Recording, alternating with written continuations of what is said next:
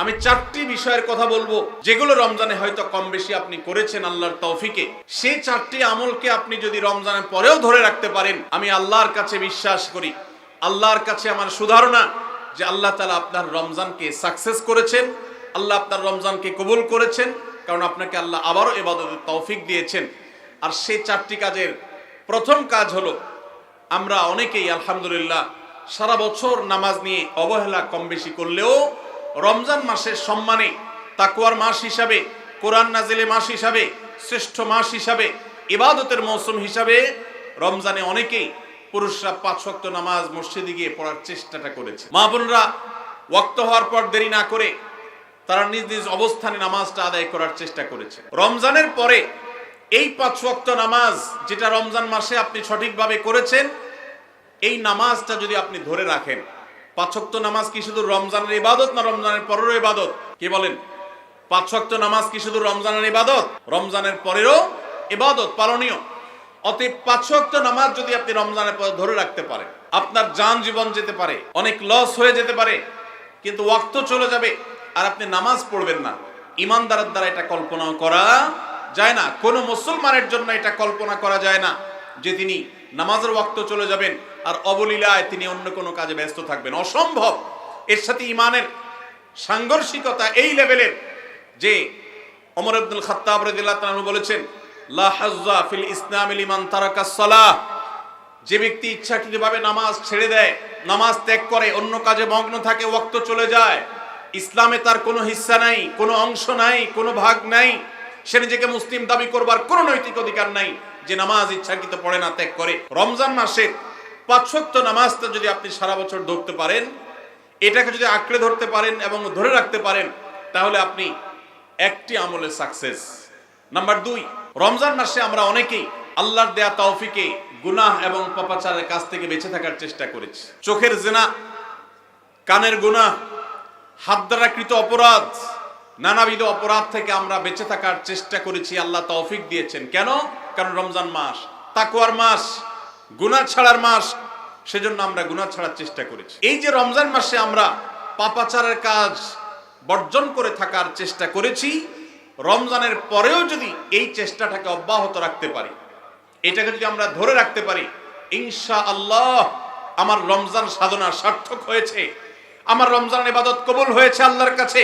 এটা বুঝার সবচেয়ে বড় আলামত হলো রমজানের পরেও আপনি আমল ইবাদতের পাশাপাশি গুনাহগুলো থেকে বেঁচে থাকার চেষ্টা করছেন।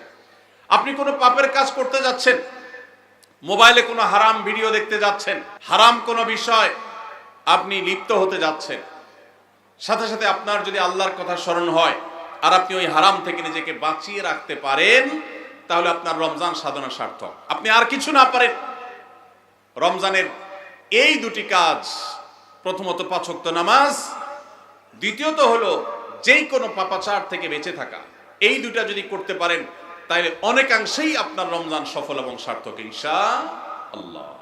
প্রিয় ভাইরা আমার, আল্লাহ যেখানে বলেই দিয়েছেন ইন্নামা ইয়াতাকাব্বালুল্লাহু মিনাল মুত্তাকিন, আল্লাহ শুধু মুত্তাকিদেরটাই কবুল করেন।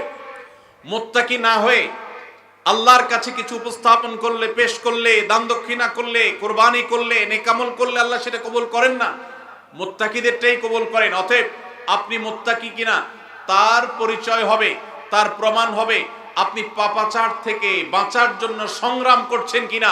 আপনি যদি গুনাহ থেকে বাঁচার জন্য সংগ্রাম করেন, চেষ্টা করেন, সাধনা করেন, পরিশ্রম করেন, নিয়ত করেন, ইচ্ছা করেন এবং এর জন্য আপনি পদক্ষেপ গ্রহণ করেন, তাহলে তার মানে হলো আপনি মুত্তাকি। যত বেশি গুনাহ থেকে বাঁচার চেষ্টা করতে পেরেছেন তত বড় মাপের মুত্তাকি। আর যত বড় মাপের মুত্তাকি, রমজানের ইবাদত তত বেশি আল্লাহর কাছে কবুল হয়েছে, সেই ধারণা আল্লাহর কাছে আমরা পোষণ করতে পারি ইনশাআল্লাহ। প্রিয় ভাইরা আমার, একজন সাহাবী নবী করিম সাল্লাল্লাহু আলাইহি সাল্লামকে জিজ্ঞাসা করেছেন, হে আল্লাহর রাসূল, কিভাবে আমি সবচেয়ে বড় ইবাদত গুজার হব, সবচেয়ে বড় আমলকারী কিভাবে হতে পারি? আমাদের কাছে বহু মানুষ কাগজ লিখে পাঠান, চিরকুট লিখে দেন যে হুজুর কোন আমলটা করলে বেশি সওয়াব হবে, আল্লাহ বেশি সন্তুষ্ট হবেন, আল্লাহর ইবাদত বেশি হবে কোন আমলটা করলে। প্রিয় ভাইরা আমার, নবী করিম সাল্লাল্লাহু আলাইহি সাল্লাম বলেছেন, ইত্তাকিল মাহারিমা তাকুন আবাদান নাস। তুমি হারাম কাজ থেকে বেঁচে থাকো, অবৈধ কাজ থেকে নিজেকে বিরত রাখো, গুনাহের ধারে কাছেও যেও না, পাপাচারের পথ মারিও না। তুমি সবচেয়ে বড় ইবাদত গুজার হবে, সবচেয়ে বড় নেক আমল হতে পারবে। অনেক বেশি নফল রোজা রাখে, অনেক বেশি দোয়া দুরূদ পড়ে, অনেক বেশি কোরআন তেলাওয়াত করে, অনেক বেশি নফল দান সাদেকা করে, অনেক বেশি নফল কাজ করে, এই লোক আল্লাহর খাতা বড় ইবাদত গুজার নয়। আমাদের স্মৃতিতে ইবাদত গুজার বলতে ভেসে ওঠে সারাক্ষণ নামাজেরই ব্রত থাকা মানুষের কথা। আমাদের স্মৃতিতে ভেসে ওঠে ইবাদত গুজার মানে হলো ঘন ঘন নফল রোজা রাখা ব্যক্তির ছবি। আমাদের স্মৃতিতে ইবাদত গুজার বলতে ভেসে ওঠে যে ব্যক্তি অনেক বেশি নফল আমল, জিকির আজকার ইত্যাদিতে মাশগুল থাকে। অথচ নবীজি বলছেন, ইত্তাকিল মাহারিমা তাকুন আবাদান নাস, তুমি হারাম কাজ থেকে বেঁচে থাকো, সবচেয়ে বড় ইবাদত গুজার হতে পারবে, সবচেয়ে বড় নেক আমল হতে পারবে যদি তুমি হারাম কাজ থেকে বেঁচে থাকতে পারো।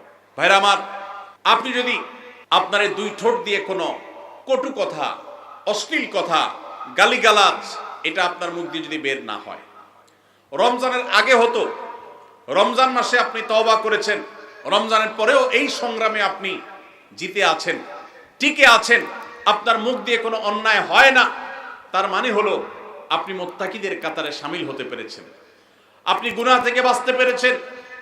আপনার আমল দেখা যায় না, কিন্তু এই যে গুনাহ থেকে বাঁচার সংগ্রামে আপনি জিতে গেছেন, আপনি নিজেকে বাঁচিয়ে রাখতে পেরেছেন, এটাই হলো আপনার সফলতা, এটাই হলো আপনার সার্থকতা। আজকাল নফল রোজা, নফল নামাজ, নফল দোয়া দুরূদ, নফল জিকির আজকার, নফল দান সাদকা করা মুসলমানের সংখ্যা কম নয় সমাজে। যেই মুসলমানের অভাব সেটা হলো গুনাহমুক্ত জীবন গঠন করা মুসলমানের অভাব, মুত্তাকি মানুষের অভাব, গুনাহমুক্ত মানুষের অভাব। গুনাহমুক্ত মানুষ পাওয়া যায় না। ভাইরা আমার, আমাদের চেষ্টা করতে হবে আমার হাত এবং মুখ দ্বারা কারোর অধিকার খর্ব হবে না, কারোর কষ্ট হবে না। মুসলমান তো বটে, অমুসলমানকেও কোনো কষ্ট আমি দেব না, কারোর অধিকার নষ্ট হবে না, সম্পদে কারোর হক আমি নষ্ট করব না। আমি ওয়াজ মাহফিল শুনলাম, দিন কি দিন শুনলাম, ঘন্টাকে ঘন্টা শুনলাম, শুনতে শুনতে আমি কেঁদে দিলাম। 2 পয়সার কোনো ভ্যালু নাই যদি আমি দোকানদারি করতে গিয়ে কাস্টমারের সাথে 2 নাম্বারি করি, কাস্টমার হয়ে দোকানদারের সাথে 2 নাম্বারি করি, জমির আইল ঠেলাঠেলি করি, আরেকজনের ফসল আমি নিজে তুলে নিয়ে আসি, অন্যায়ভাবে কারোর হক নষ্ট করি, কথা দিয়ে কাউকে কষ্ট দেই, আচরণ দিয়ে কাউকে কষ্ট দেই, কারোর কোনো অধিকার নষ্ট করি, কারোর গীবত শিকায়েত করি, কারোর পেছনে তার সমালোচনা করি, কাউকে নিয়ে ব্যঙ্গ বিদ্রুপ করি, কাউকে আমরা ব্যঙ্গ নামে ডাকি, ফেসবুকে, সোশ্যাল মিডিয়াতে অথবা অফলাইনে অনলাইনে যে কোনো সেক্টরে, যে কোনো জায়গাতে, যেই কোনো প্ল্যাটফর্মে এ ধরনের গুনাহের কাজে যদি আপনি লিপ্ত থাকেন, তো আপনার এই শত শত মাহফিল, হাজারো মাহফিল শোনা, মাহফিলে আসা, এটার কোনো মানে হতে পারে না। আল্লাহ আমাদের সবাইকে রমজান মাসে গুনাহ থেকে বাঁচার যে চেষ্টাটুকু আমরা করতাম, রমজানের পরেও সেটাকে আমাদের ধরে রাখার তৌফিক দান করুন। রমজানের পরে গুনাহ থেকে বাঁচার চেষ্টা করব তো ইনশাআল্লাহ। অনেক ভাইরা আছেন অনেক হারাম কাজ করেন নাই, কেন? রমজান মাস, কিন্তু এখন আবার সেটা শুরু করে দিয়েছেন। এর মানে হলো আপনার রমজানের ইবাদত কবুল হওয়ার সম্ভাবনা ক্ষীণ, নিশ্চিত তো বলা যাবে না, তবে প্রবল সুধারণা করা যায়, সম্ভাবনা অনেক প্রবল যদি আপনার সেই রমজানের আমলগুলোকে আপনি এখন ধরে রাখতে পারেন। অন্য সব না পারেন, অন্তত আমি 4টা আমলের কথা বলেছি, 5 ওয়াক্ত নামাজ আর সকল প্রকার গুনাহ এটা থেকে বিরত থাকা, আর 3 নম্বর হলো কোরআনে কারীমের তিলাওয়াত। অনেকে আমরা আলহামদুলিল্লাহ কোরআন তেলাওয়াত করেছি রমজানে, কারণ রমজান মাস কোরআন নাজিলের মাস। আমাদের সালাফ পূর্বসূরীরা রমজান মাসে কোরআন হাত থেকে রাখতেন না। আমরা অনেকেই নিজে কোরআন খতম দিয়েছি, যারা খতম দিতে পারেন না একটু হলো তেলাওয়াত করেছেন, তারাবিতে হাফেজ সাহেবের কাছ থেকে তেলাওয়াত শুনেছেন, কোনো না কোনো ভাবে কোরআনের সান্নিধ্যে এসেছেন। দুর্ভাগ্যজনক বাস্তবতা, রমজান চলে যাওয়ার সাথে সাথে আমাদের কোরআনের সাথে সম্পর্ক শেষ হয়ে গেছে, ঠিক না ঠিক?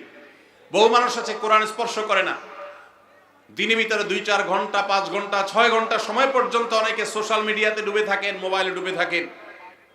সারাদিন কোরআনকে স্পর্শ করার জন্য 5টা মিনিট সময় বের হয় না, ঘন্টাকে ঘন্টা কোরআনের পরিবর্তে মোবাইল ফোনকে স্পর্শ করার সময় আমাদের হয়। মনে রাখবেন, আপনার রমজানের আমল ইবাদত সার্থক হবে, সফল হবে, কবুল হওয়ার সম্ভাবনা জোরালো হবে যদি রমজানে যে কোরআন আপনি প্রতিদিন 2-4 পারা তেলাওয়াত করেছেন, এখন 2-4 পারা না পারেন 2-4 পৃষ্ঠা হলেও পড়েন, কিন্তু আপনার দিনের একটা সময় অবশ্যই বরাদ্দ থাকা উচিত কোরআনের জন্য। আজ আমরা দেখতে পাচ্ছি পৃথিবীর পূর্ব থেকে পশ্চিম, উত্তর থেকে দক্ষিণ, চতুর্পাশে আমরা যে হাহাকার দেখতে পাচ্ছি, লাঞ্ছনা দেখতে পাচ্ছি, অপমান দেখতে পাচ্ছি, পরাজয়ের গ্লানি দেখতে পাচ্ছি। মুসলমানদের দুরবস্থার অন্যতম প্রধান কারণ হলো আজ মুসলমান কোরআন থেকে দূরে সরে গেছে। নবী করিম সাল্লাল্লাহু আলাইহি সাল্লাম বলেছেন, ইন্নাল্লাহা ইয়ারফাউ বিহাদাল কিতাবি আকওয়ামা ওয়া ইয়াদাউ বিহি আখারিন। আল্লাহ রাব্বুল আলামিন এই কোরআনের মাধ্যমে বহু জাতির মর্যাদাকে আকাশে তুলবেন। আবার এই কোরআনের প্রতি অবহেলার কারণে, অবজ্ঞার কারণে, কোরআনকে ছেড়ে দেওয়ার কারণে, কোরআন থেকে দূরে থাকার কারণে, কোরআনকে পরিহার করবার কারণে বহু জাতিকে আল্লাহ তাআলা অপমানিত করবেন, অপদস্থ করবেন, তাদেরকে আকাশ থেকে পাতালে নামিয়ে ছাড়বেন। সেই দুর্ভাগ্যজনক বাস্তবতা আজ আমরা প্রত্যক্ষ করছি। মুসলমানের ঘরে কোরআন পড়ার কোনো অভ্যাস নেই, কোরআনের চর্চা নেই, কোরআনের আলোচনা নেই, কোরআনের আলোকে জীবন গড়বার কোনো পরিকল্পনা আমাদের মধ্যে নেই। এজন্য ভাইরা, রমজান মাসে যে কোরআনের সান্নিধ্যে আমরা ছিলাম, রমজানের পরে অল্প অল্প করে হোক প্রতিদিন আপনি কোরআন তেলাওয়ার চেষ্টা করেন। 1 পৃষ্ঠা 2 পৃষ্ঠা হলে তেলাওয়াত করার চেষ্টা করেন, অর্থ সহ বুঝে পড়ার চেষ্টা করেন। এটা যদি করতে পারেন আপনার রমজান সাধনা সার্থক ইনশাআল্লাহ। চেষ্টা করব তো কোরআন তেলাওয়াত করার। আল্লাহ রাব্বুল আলামিন এই কোরআনকে এমন এক গাইড বুক করেছেন। কোরআনের সবচেয়ে বড় মিরাকল হলো কোরআনকে যে যত বেশি আঁকড়ে ধরতে পারবে দুনিয়াতে আল্লাহ তাআলা তাকে তত বেশি সম্মানিত করবেন। ইসলামের ইতিহাসের সোনালী যুগের যারা স্বর্ণ মানব ছিলেন, সেই খুলাফায়ে রাশেদা, তাদের পরবর্তী যুগের যে সোনালী ইতিহাস ছিল, যখন বিশ্ব মুসলমানের পদতলে ছিল, মুসলমান যখন বিশ্বের সুপার পাওয়ার ছিল, গোটা বিশ্বে মানবতা তার সর্বোচ্চ শিখরে যখন আসীন হতে পেরেছে, মানবতা সবচেয়ে বেশি যখন প্রতিষ্ঠিত হয়েছে, যখন মুসলিম নয় শুধু অমুসলিমরাও সবচেয়ে সুখে শান্তিতে পৃথিবীতে বসবাস করতে পেরেছে, কারণ অধিকার খর্ব করা হয় নাই, অধিকার আদায়ের মতো আজকের পৃথিবীতে যে নাটক চলমান আছে সেই নাটক তখন হয়নি। সেই সোনালী অতীত মুসলমানদের যে ছিল, তখনকার মুসলমানরা কোরআনকে তারা আঁকড়ে ধরেছিল, কোরআনকে তারা মাথায় রেখেছিল, কোরআনকে তারা জীবনে ধারণ করেছিল, কোরআনকে তারা সবসময় স্মরণ করেছে, বরণ করেছে, গ্রহণ করেছে, কোরআন দিয়ে নিজের জীবনকে সাজিয়েছে, তার সুফল তারা পেয়েছে। আজ কোরআন আমাদের কাছে অবহেলিত, কোরআন আমাদের কাছে আজ সবচেয়ে বেশি পরিত্যক্ত। যেই গ্রন্থ বছরে আমরা রমজান মাস ছাড়া অনেকে উল্টায় দেখি না, পাঠ করি না। মোবাইলে আমার বহু অ্যাপ আছে, সাথে কোরআনের অ্যাপও আছে। আমি সোশ্যাল মিডিয়ার অ্যাপগুলো দিনের ভিতরে 50, 60, 70, 80, 100 বার ওপেন করলেও কোরআনের অ্যাপটা দিনে একবার ওপেন করা হয় না। কোরআনের জন্য কোনো সময় আমার বরাদ্দ নাই। আমাদের বাসা বাড়িতে অনেক কিছু চলে, কোরআন তেলাওয়াত চলে না। বহু কিছু নিয়ে আড্ডা হয়, কোরআন নিয়ে পাঠচক্র হয় না, গ্রুপ ডিসকাশন হয় না, আলোচনা পর্যালোচনা হয় না। এইরকম পরিবার আজ ঘরে ঘরে, প্রত্যেকটা জায়গায় জায়গায়। আর এই কারণে আজ আমাদের দুরবস্থা আমরা দেখতে পাচ্ছি পৃথিবীর চতুর্প্রান্তে রয়েছে। আল্লাহ তাআলা আমাদের সবাইকে কোরআনকে সারা জীবনের জন্য আমাদের সাথী করার তৌফিক দান করুন। কোরআন নিয়মিত পড়বেন তো ইনশাআল্লাহ? প্রতিদিন পড়বেন তো ইনশাআল্লাহ? আল্লাহ আমাদের সবাইকে প্রতিদিন কোরআন তেলাওয়াতের তৌফিক দান করুন, কোরআন বুঝে পড়ার তৌফিক দান করুন, কোরআনের আলো থেকে আলো গ্রহণ করবার তৌফিক দান করুন, সমাজ এবং রাষ্ট্রকে কোরআন দিয়ে সাজাবার তৌফিক দান করুন। বলুন আমিন। নাম্বার 4, শেষ পয়েন্ট। রমজান উপলক্ষে আমরা অনেকেই ভোর রাতে সাহরি খেতে উঠে আল্লাহর কাছে কম বেশি দোয়া করার চেষ্টা করেছি, 2-4 রাকাত তাহাজ্জুদ নামাজ পড়ার চেষ্টা করেছি, ঠিক না ঠিক? ইফতার সামনে নিয়ে অনেকে দোয়া করেছেন। রমজান মাসে রোজাদারের দোয়া কবুল হয় দিনের বেলা, অনেকে দোয়া করেছেন। রমজান শেষ, তাহাজ্জুদ পড়া তো ভোর রাতে উঠে দূরের কথা, অনেকের ফজর নামাজ পড়াটাই কঠিন হয়ে গেছে, ঠিক না ঠিক? আজ রমজানের পরে রমজানের সেই আমলের ধারাবাহিকতা, অর্থাৎ ভোর রাতে তাহাজ্জুদের নামাজ পড়ার যদি কেউ অভ্যাস ধরে রাখতে পারেন, এটা হবে সবচেয়ে বড় অর্জন। এটা যদি না পারেন, অন্তত ফজরের নামাজ, 5 ওয়াক্ত নামাজ তো পড়বেনই, ফজর নামাজ স্পেশালি জামাত যাতে কোনোভাবে মিস না হয়। আর দিন এবং রাত 24 ঘন্টার কোনো একটা সময় আল্লাহর কাছে দুহাত তুলে দোয়া করার অভ্যাস গড়ে তুলবেন। চেষ্টা করবেন তো ইনশাআল্লাহ? কয়েকটা সময়ের দোয়া আল্লাহর কাছে করলে সেটা বিফলে যায় না। এর ভিতরে একটা হলো ভোর রাতের দোয়া। আরেকটা হলো 5 ওয়াক্ত নামাজের পরের দোয়া। আরেকটা দোয়া কবুলের সময় আছে শুক্রবারে। কোন সময় হাদিস এটা ফিক্স করা হয় নাই, তবে হাদিস বিশ্লেষকগণ অনেকেই বলেছেন সেই সময়টা হলো জুমার দিন আসরের পরের সময়।